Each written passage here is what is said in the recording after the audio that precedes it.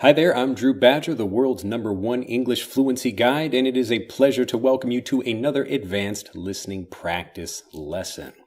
In this video, I wanted to talk about something that's actually one of the most important questions, or one of the biggest or most commonly asked questions I receive from learners, and this is, how can I continue to speak fluently without getting stuck? Now, the reason people get stuck there, and I like to kind of go through the source of things so you can understand what's really happening, because there are two ways to solve something. One is like the kind of putting a Band-Aid over the problem right now, and we can kind of help you do that in this video, a short-term solution that will help you a little bit, but really the important long-term solution, and I'll talk about the long-term solution first, is really going back to the source of why you struggle when you speak. So let's talk about that first.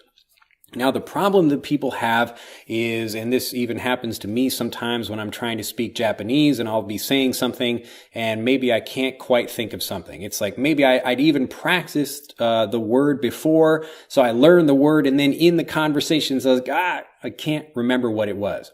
So it could be, there's, again, many reasons why it can happen, and this is why it's important to think about what's happening in that time. Is it a word you know that you just forgot?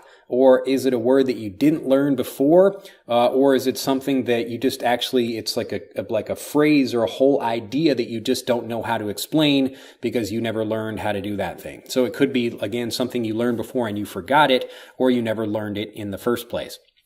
And the reason why people often get stuck is it could be, again, one of those reasons, or maybe you're thinking it could be about using the grammar for that particular phrase. So you might know how to say something, but the grammar becomes maybe the kind of sticking point or the thing that stops you from being able to communicate. Or it could be thinking about your pronunciation or anything else, but people get stuck in conversations for a number of reasons. And typically, the reason why that happens, if we're going from the conversation back to the source of the problem, it's because of how you learned. And when people are going from the kind of traditional way that people would learn English and they're coming to my way of learning English, it's much more thinking about developing habits as opposed to learning specific things. And obviously you learn like all of the ways of expressing yourself, the maybe particular phrases and expressions like slang and idioms. You learn all of those things as you learn with me, but you learn them through the native way of learning. And you do that by developing the right English fluency habits. So instead of just trying to learn all these different pieces of information and then think you will magically put them together in a conversation in your head, it doesn't work that way. So that's why you have, people that can learn all this information, but then when they get in the actual conversation, like they run out of things to say. So they lose their words, or they get stuck. They feel, I just don't know what to say for the next thing. So always try to go back. The real long-term solution to this is actually to develop the habits that let you speak effortlessly, that let you speak automatically, that let you speak fluently and continuously. So all of these things come from developing the correct English fluency habits, and that's why these are so important to develop. But the kind of short-term thinking, if we want to get into that, because I know people want to know right now, how can I start speaking more and just not really worry so much about that? Really, the two things that you can do, number one, you can relax more in a conversation, because really the nervousness that appears in the conversation really is the main contributor, especially when people know the information already, but they forget it in conversation. So maybe you were practicing something, but then the opportunity arises in a conversation to use that, and you're feeling nervous, and it just doesn't come to your mind at that time. So the more you can relax, and the best way to relax really is just to remember, hey, so what if I make a mistake? It's okay. I'm just speaking with people. Or as I've mentioned in a previous video in this series, you can actually admit you're feeling a little bit nervous, and that's okay. So if you admit that and you just talk about how you're feeling nervous, kind of at the beginning of the conversation, just talk about maybe your feelings. Like, today I'm feeling a little bit nervous, and maybe it's about this conversation or something else. But, if I forget something, that's probably the reason for it. So when you're feeling more relaxed in conversations and you don't try to force the language, like even right now as I'm speaking, I have a general topic I'd like to talk about, but I'm not reading anything for these lessons. I don't have any particular order in which I'd like to say things. I'm just naturally speaking. Now, typically my mind is slightly ahead of what I'm trying to say, but generally I really just have kind of a general idea of what I'd like to say, and then I let the words just come out. And this is what I'm trying to train you to do as you're listening to these lessons and in lessons like Master English Conversation, where we show you how the language works and then how people actually start using it such that you can answer things in conversations or just speak about whatever you'd like in a fluent way. So again, the relaxing thing, like I'm very relaxed when I do this. I really love helping people learn, and I like even getting to speak in front of groups of people. I remember not that long ago, I was giving a speech in Japanese and English at a friend of mine's wedding, and it was like I could feel like the nervousness come up from me, but I was like excited about that because I was really happy to get out and speak and maybe like tell a few jokes and make some people enjoy their meal in their evening much more. So I was really happy to do that. And even if I felt nervous, or even if you feel nervous in a particular situation, you don't let that stop you from, actually trying to speak. You make note of that. You let people know about the nervousness that you're feeling, or you make it clear for yourself, and then that helps you relax more in conversations. So again, make it clear, number one, or just remember, like, okay, so what if I make a mistake? It's okay. The other thing you can do, really the second kind of tactical thing you can do to improve the way you speak and your fluency, is if you kind of use your fluency in the way that I'm speaking right now, you think about it as water that's moving down like a mountainside, something like that. So water is very lazy, and water is trying to move in like maybe a particular way or another place. And if it gets to a particular location where it stops, then maybe the water pools up like you've got a river, and then the water moves down over something else. But water doesn't go uphill. It doesn't go anywhere else where it would require any effort. It's really just taking the laziest path. And that's what I'm really doing when I'm speaking like this. So I don't have, again, a clear path about where I want to go. I'm just letting the flow of my words come out in a natural way.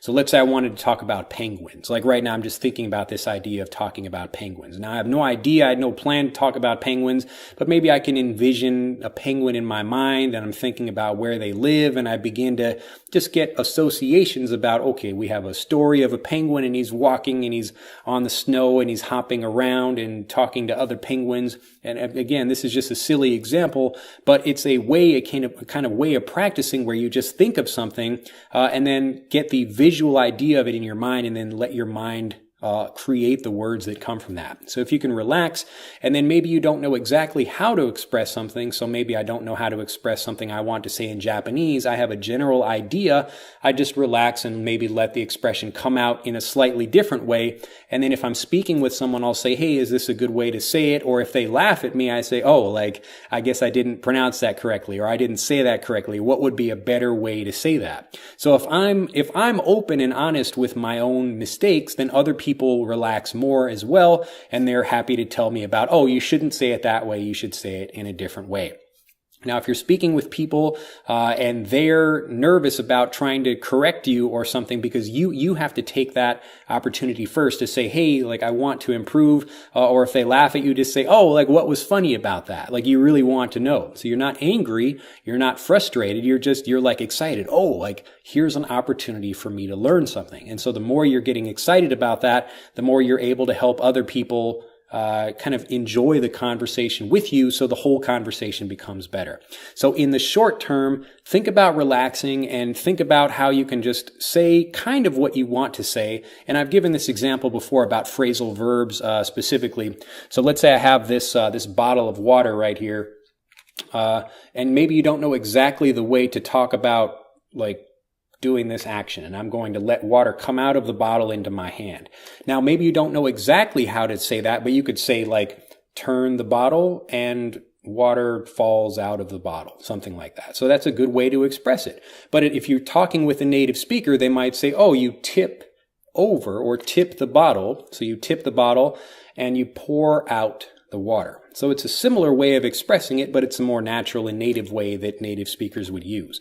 And these are the kinds of things that you develop in a conversation. The actual conversation is where you develop your fluency. And this is where a lot of students miss the whole point of being able to develop fluency, because they think fluency is built outside of the conversation. They think, okay, I'm learning all of these words and phrases, and then like I'll use them when I get into the conversation. Like, no. It doesn't work that way. It works as a thing that you develop in the conversation itself. So this is how you develop conversational fluency. And this is why we call it conversational fluency as opposed to like book learning fluency. So it's not about, okay, I remembered all these words and I can use them all when I'm just talking to myself, but when I get into a real conversation, I forget what I want to say.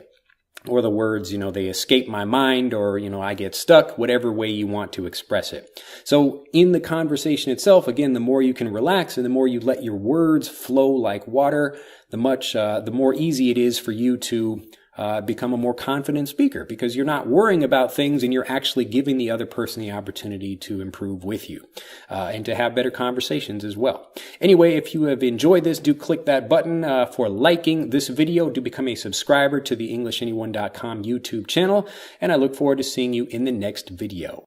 Bye-bye. To continue learning, click on the link in this video to download Speak English Naturally, our free guide to speaking and sounding like a native English speaker. The guide reveals the 3 most important kinds of conversational English you must learn if you want to sound native, and will help you experience instant improvement in your fluency and speaking confidence. To download your free guide on a mobile device, click on the link in the upper right of this video. To download your free guide from a computer, click on the link in the lower right of this video. I look forward to seeing you in the guide.